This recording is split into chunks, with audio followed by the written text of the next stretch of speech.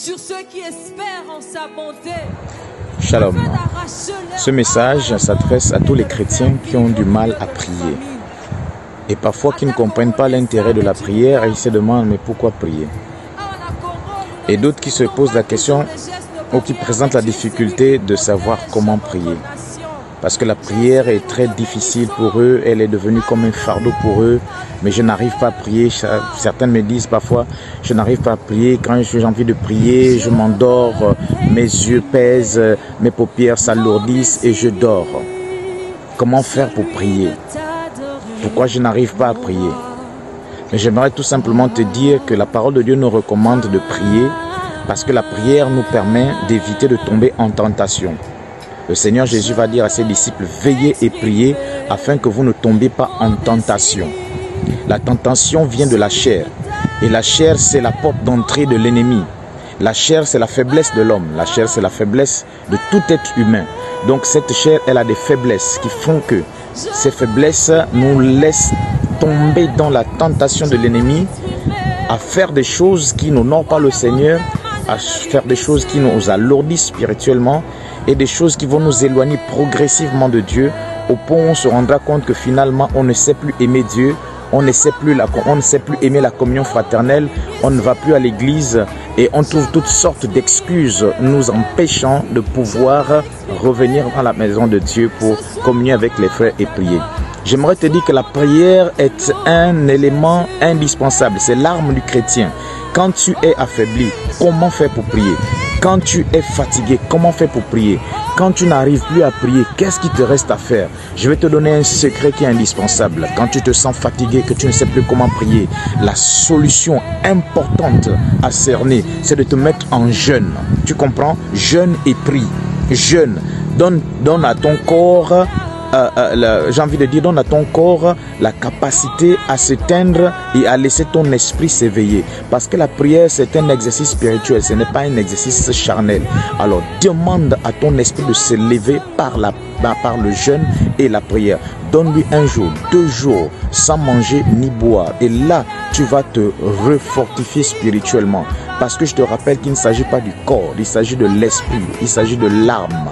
C'est ton esprit qui a besoin de rentrer en communion avec l'esprit de Jésus, avec l'esprit de Dieu. Si tu veux tu veux sortir vainqueur de la lourdeur qui t'empêche de prier, eh bien jeûne.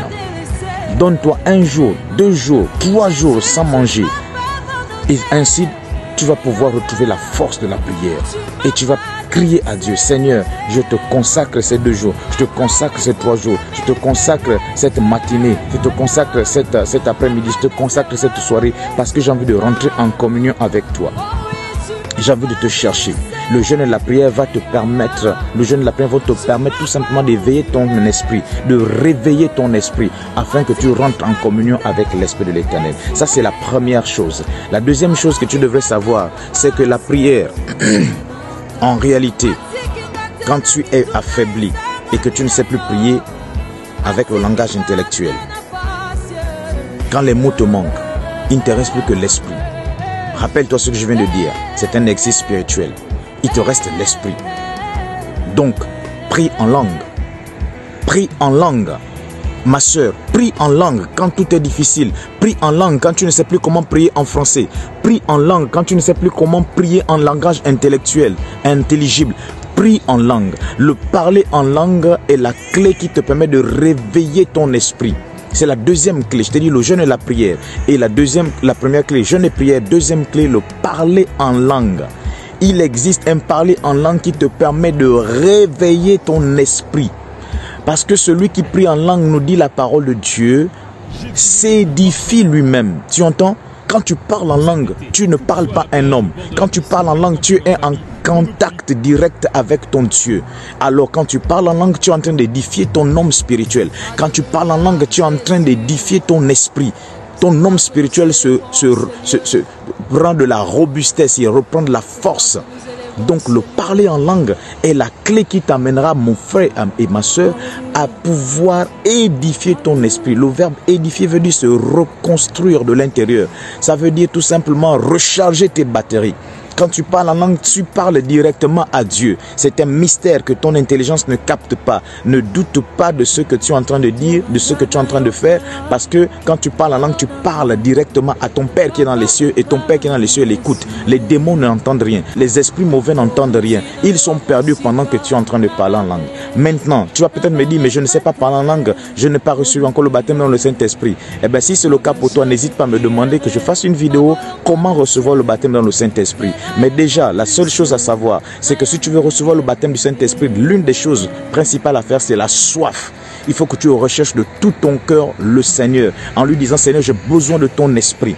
Je soupire après toi, j'ai besoin de ton esprit. Et va rencontrer un serviteur de Dieu, va rencontrer un homme de Dieu qui va prier pour toi et qui va prier pour toi par imposition de main, qui va probablement te donner également un enseignement. Mais par contre, si tu veux vraiment un enseignement sur le baptême dans le Saint-Esprit, demande-le moi, mets ton commentaire en bas de cette vidéo et moi je ferai si j'ai beaucoup de demandes, je ferai une vidéo de comment recevoir le baptême dans le Saint-Esprit, qui est la promesse que le Seigneur nous a laissée, qui est la promesse que Dieu nous a laissée, afin que le Saint-Esprit nous accompagne dans nos faiblesses. Car la Bible nous dit que dans nos faiblesses, nous ne savons pas ce qu'il convient de demander à Dieu le Père. Mais c'est l'Esprit qui, par des soupirs inexprimables, va pouvoir faire monter vers Dieu nos prières, nos demandes, nos requêtes. Vois-tu l'importance du Saint-Esprit? Le Saint-Esprit n'est pas donné en effet à n'importe qui. Le Saint-Esprit est donné à ceux qui sont nés de nouveau. Alors, si tu veux vraiment savoir plus sur ce sujet, dis-le moi en commentaire. Que Dieu te bénisse. À bientôt.